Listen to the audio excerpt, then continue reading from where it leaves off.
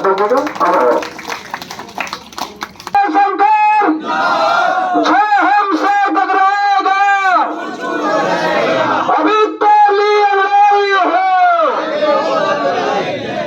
साथियों, आज कोई व्यक्ति ऐसा नहीं है जिसके क्या आज 4 से 5 10 जगह जो है इतना बड़ा सहलग है सबके कार्यक्रम। फिर भी एक कहावत है कि मिट जाए उसे किसको है, अपनी किस्मत पे एतबार किसको है, कोई मजबूरी है जो दर्द के पास लाई है, वरना दर्द से प्यार किसको है।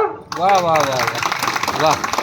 तो आज हम अपनी मजबूरी 15 से 20 दिन हो गए चीनी मिलें चले हुए, और हमारी योगी सरकार कानों में तेल मेरे बैठी है, आज तक गन्ने के मूल्य की घोषणा।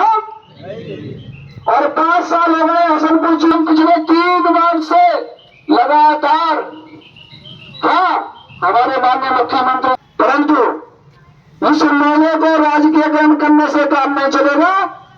टिगरी धाम से ब्रजघाट तक गंगा रिवर फ्रंट का समाधान नहीं होगा तब तक भारतीय किसान यूनियन संकर आंदोलन करता रहेगा।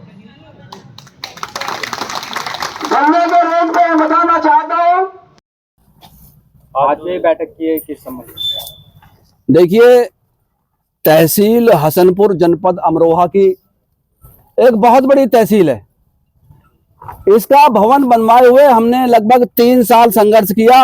1 वर्ष हो गया भवन बना है, परंतु वहां पे कार्यालय नहीं जा रहा, किसान भटकते रहते हैं। एक तो ये भवन वहां जाना चाहिए, दूसरा किसानों की समस्याएं जैसे अंश निर्धारण आज तक ठीक नहीं हुए। प्रधानमंत्री सम्मान निधि योजना में यहाँ पे लगभग 70% किसानों को मिल रही है, 30% किसानों को योजना नहीं मिल रही है। इसके अलावा गन्ने का रेट आज तक घोषित नहीं हुआ, और हसनपुर चीनी मिल का विस्तारीकरण की बात हमारे यशस्वी मुख्यमंत्री यही हमारे यहाँ घोषणा करके गए थे। 5 वर्ष हो गए हैं, परंतु एक ईंट भी आगे नहीं बढ़ी है। साथ साथ बिजली के बिल संशोधन में किसानों का उत्पीड़न किया जा रहा है। सरकार की और शासन की तरफ से जो योजनाएं हैं उन्हें धरातल पे ना पहुंच के जो उसको नुमाइंदे पहुंचाने वाले हैं वो कहीं ना कहीं भ्रष्टाचार में लिप्त हैं। उन भ्रष्टाचारियों के खिलाफ यहां कार्रवाई कराने के लिए हम लोग बैठे हैं।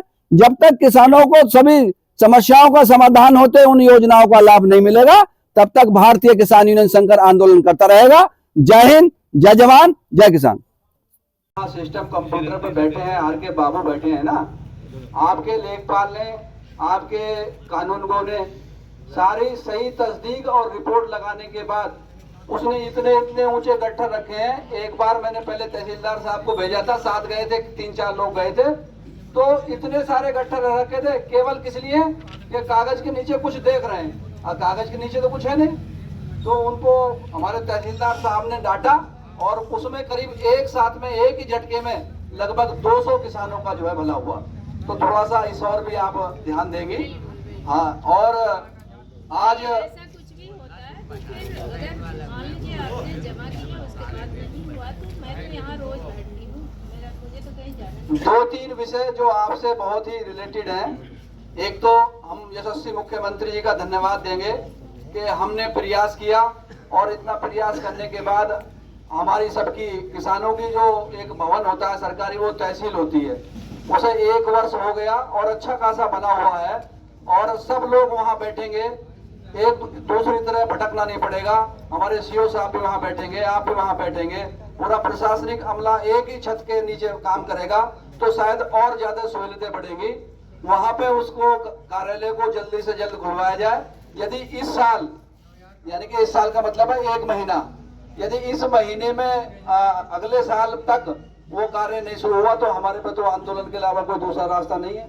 और हम चाहते हैं कि अपने सिस्टम के खिलाफ या अपनी सरकार के खिलाफ एक बड़ा आंदोलन ना करें, क्योंकि हमारे प्रयास से ही हमने माननीय मुख्यमंत्री से, हमारे आदरणीय यशस्वी जो राजनेता थे, जननेता थे, चेतन जी हमारे बीच नहीं रहे, उन्होंने जाके उस तहसील को बनवाने का काम किया। 20 वर्षों के बड़े लंबे संघर्ष के बाद वो किसानों की तहसील बनी है, परंतु उसमें एक कमी रह गई है।